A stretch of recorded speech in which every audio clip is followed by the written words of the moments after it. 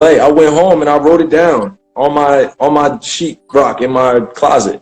I'm going to the NBA. Look, this right here, I wrote that down in 4th grade. Yeah. You know, like that was not, huh? You gotta zoom in. Show them the words. Oh, I'm sorry. Hold on. I can't really see. It says, "I am going to the NBA. I promise." This was an artist that did this for me, but it's got like, look at me, savage, savage. I'm predestined at this point, I believe. Yeah. Some ways. Did I know it would take me to Cleveland, Boston, and then Brooklyn? No, but it did. You know, it's the beauty of the journey. You hit one of the biggest game-winning shots in NBA history. You know what I'm saying? So, wow, bro, yo, honestly, I'm gonna tell you. First off, fear is not real in my book. When I try to explain it, we had a very special team that year. You know, we were older. It was 2016. A lot of our veterans were, you know, in their 30s or really on the tail end of kind of basketball, and that's all they knew. They knew about the IQ of the game. The appreciation was just different. And when I think about fear in that case, I've been playing basketball my whole life. It's not really anything that's different for me, except I got to make sure that this move works and that I practice it enough times to know that it's part of my game. And I say all that to say, the more you prepare yourself for those type of moments, the better off you'll be. I used to be in my backyard counting down 5, 4, 3, and I used to imagine Kobe defending me, or, you know, who the best point guard at the time? J Kidd defending me, all the best players in the league, Shaq blocking my layup. So I just started practicing things as my imagination started to evolve. You know, imagining Shaq at the rim. Like, if Shaq's at the rim, you got to throw that basketball high as heck. Otherwise, he's going to get it. Yeah. You know, you think about going against Amari Stoudemire, and then you see these guys up close at 19 years old. I was at the 2011 finals when Dallas played Miami. I was actually doing like a little mini internship before I got drafted, maybe like a month. Yeah, during that month, I got drafted in June. So, and I had met Bron around that time as well as in high school. So we had a close relationship then, and it was strictly about transferring knowledge. You know, like, what does this level look like for you? And I saw it up close. I got a chance to see it up close, and it inspired me. Obviously, Miami lost that year. Dallas won on, you know, a really, really miraculous playoff run. Bron played well. D-Wade played well. It was just very challenging, and I learned a lot from that. And then they went on to win back-to-back championships after that. And you come into a league during that time, and they're just dominating everything. Then you get a chance to play with Bron on the same team at that level. You better believe if that shot comes to me, I'm going to be ready to take it. But I had already had some game winners underneath my belt throughout my life, you know, to where I've been called upon to do that before, to be a closer or to be, you know, that closing guy, and to be on a great team too, where a great player like Bron says, hey, let's run this play. And I have all the confidence in the world. You know, I had just got done really going through some really insightful talks with Kobe. I didn't play well the first 2 games in Golden State. So I called Kobe. I was like, man, what do you see out there? And he was like, man, just be yourself. Like, just be aggressive. You know, and honestly, let me take this time to shout out to everybody in the comments. But, you know, RIP my man Kobe as well. Sure. That was one of the hardest games I ever had to play against Detroit. I had to leave the Garden early. It was just so sudden. Yeah. I broke down in the locker room when I heard about the news with Kobe. So basketball was the last thing on my mind, you know. But I don't want to make it a sad thing. It's just that was a big part of a lot of teaching and influence in my life and mentorship, and we had a different relationship, you know.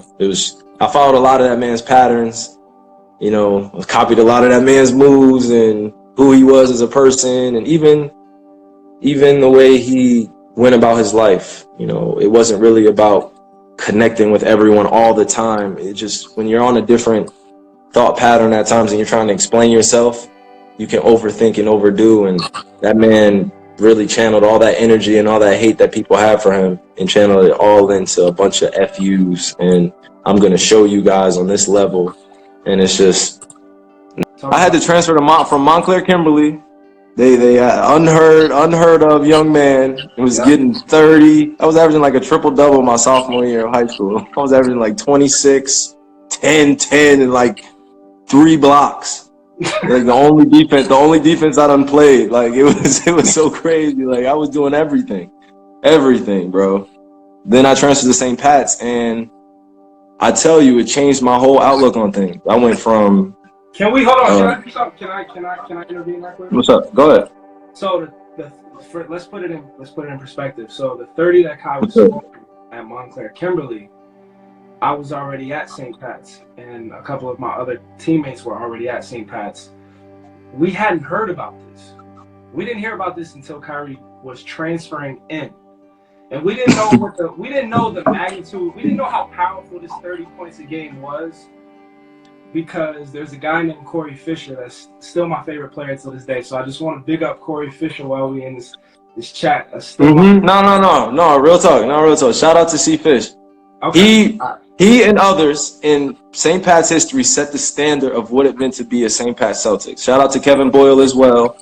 For sure. And, there was a culture about New Jersey high school basketball that was cemented over a long period of time of just guys playing all over New Jersey. And for me, I saw it as an opportunity to test my skills against the best. I knew that I needed to be challenged the same way that anyone else was. My dad took me everywhere, all across, the United States. I played everywhere. But when I came home to Jersey, it was just a different type of pride. So playing outside in the parks, playing in all those gyms, I had to go at everybody. It was person after person. I had to become the best in West Orange, and then the best in my county, and then the best in a few counties, and the best in the state, and then try to get ranked nationally. And then put my goals really, really high to try to go after making it to the league. I always felt like that was a goal of mine that I wasn't going to stop until I had it. And it was like a Ferrari going on the racetrack with no rearview mirror, nothing in sight, just I'm going, And I thought about going from age 16 to 19.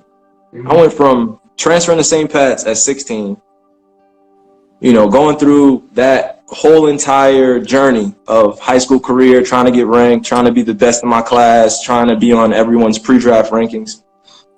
And what that turned into was I had to grow up so quickly, bro. From 16 to 19, I got drafted at 19. They drafted me in June. Did I know what type of responsibility and the type of voice and the type of platform I would have now throughout those years? Heck no. I'd be telling you, like, I came in the game with this spiritual plan that I wanted to change the world, or, all these other things that I try to do through basketball, but it's not always the best platform to do it through. When you want to speak about those things, you got to get into intimate conversations.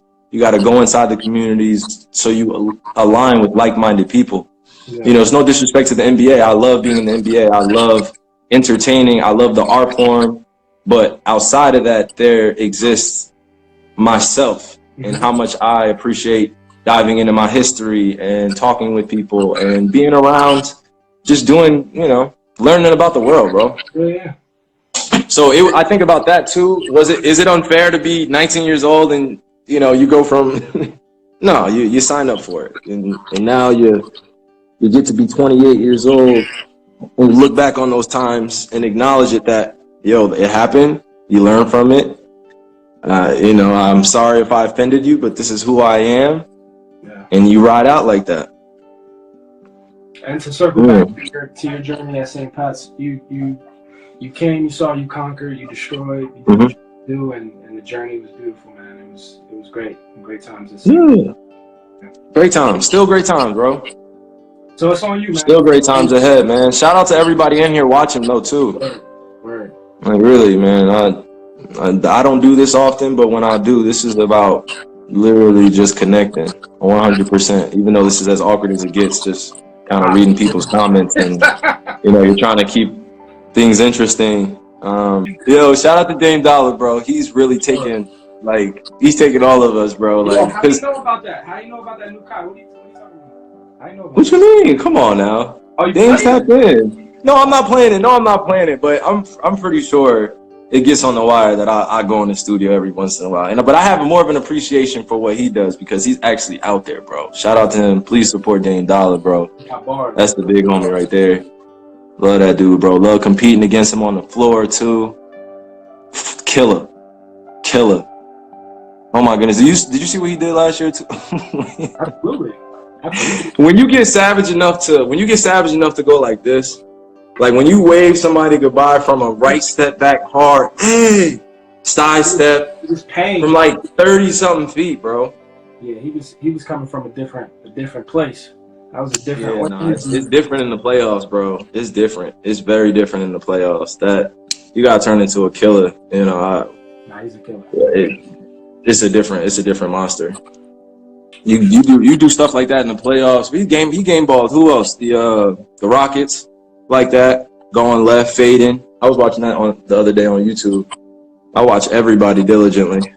It's good to study them because they have different pieces of their game that they took from players that came before us, and then we're setting the standard of what the point guard role looks like or the guard role looks like now in today's day and age. Yeah. If you're not able to be consistent on all three levels, you're gonna go against some of us that are gonna be waiting for you.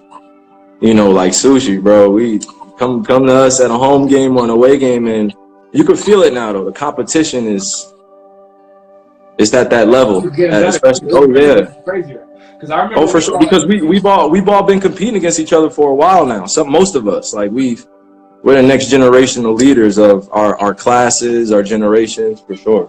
No, I don't even think it's disrespectful when you talk about different, like, classes, draft classes, anything like eras, all that stuff. It's not disrespectful. The game is going to revolutionize itself at all times. Guys are going to get better. You know, guys can have 1 good year, 2 good years, 3 good years. You put together a 5-year run. By the time you know it, you've accomplished, dang near everything you want to do in the league.